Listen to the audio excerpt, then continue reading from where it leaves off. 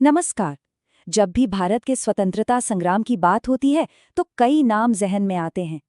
लेकिन एक नाम ऐसा है जो क्रांति का, जुनून का दूसरा नाम बन गया है, शहीद-ए-आज़म भगत सिंह। पर यह कहानी सिर्फ एक स्वतंत्रता सेनानी की नहीं है, ये कहानी एक विचार की है। तो चलिए इस विचार की गहराई में उतरते हैं। ये नारा सुना तो सबने होगा, है ना? इनकलाब जिंदाबाद। लेकिन ये सिर्फ दो शब्द नहीं थे। ये एक बहुत ही शक्तिशाली विचार का, एक पूरी सोच का केंद्र था। इसका मतलब था कि क्रांति हमेशा जिंदा रहे, और यही भगत सिंह के जीवन का पूरा सार था। तो आखिर थे कौन भगत सिंह? सिर्फ एक व्यक्ति? नहीं, बिल्कुल नहीं।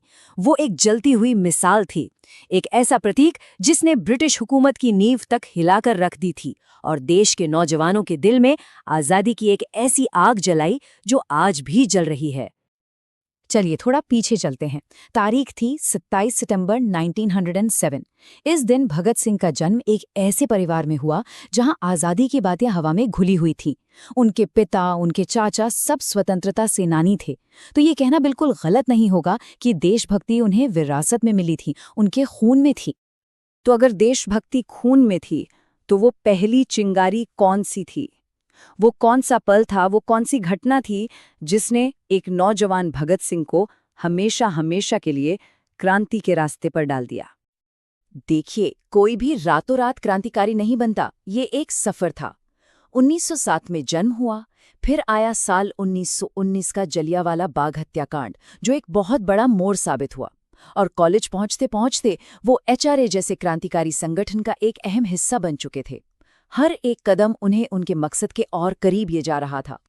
सोचिए, सिर्फ 12 साल की उम्र और इतनी कम उम्र में जलियांवाला बाग जैसी भयानक घटना का असर।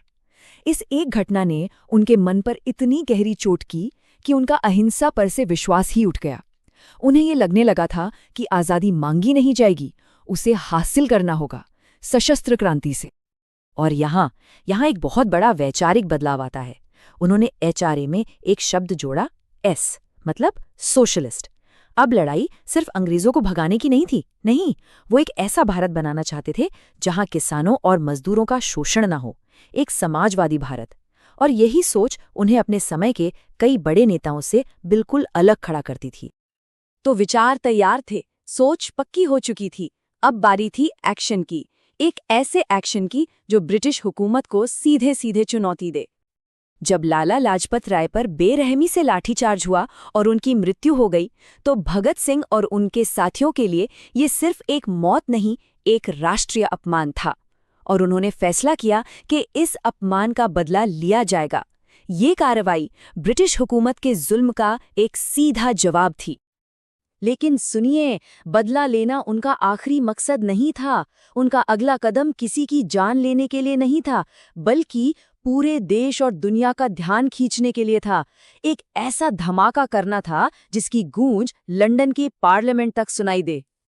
और ये कोई अंधाधुंध हमला नहीं था। सब कुछ, एक एक चीज सोची समझी रणनीति का हिस्सा थी। उन्होंने असेंबली में बम फेंका, लेकिन एक खाली जगह पर। क्यों? ताकि किसी को चोट न लगे। और फिर भागने की बजाय वो वहीं खड़े रहे, नारे लगाए और अपनी गिरफ्तारी दे दी। उनका असली मकसद तो जेल जाना था, ताकि वो अदालत को अपनी क्रांति का मंच बना सकें। तो इस पूरी कार्रवाई का मकसद क्या था? उनके ही शब्दों में कहें तो बहरों को सुनाना। वो उस ब्रिटिश हुकूमत को जगाना चाहते थे जो भारतीयों के खिलाफ जालिम कानून बना रही थी और जिसे आम जनता की आवाज बिल्कुल सुनाई नहीं दे रही थी। चलिए अब उनके एक्शन से थोड़ा आगे बढ़ते हैं और उस शक्तिशाली विचारधारा पर ध्यान देते हैं जो उनके हर संघर्ष को ताकत दे रही थी। क्योंकि भगत सिंह के लिए क्रांति का मतलब सिर्फ बम और पिस्तौल चलाना नहीं था। 116, ये सिर्फ एक नंबर नहीं है, ये 116 दिनों की उस भूख हड़ताल की कहानी है जो उन्होंने जेल में की थी। ये उनकी उस जबरदस्त इच्छा शक्ति का सबूत है जिसे जेल की दीवारें भी नहीं तोड़ पाईं।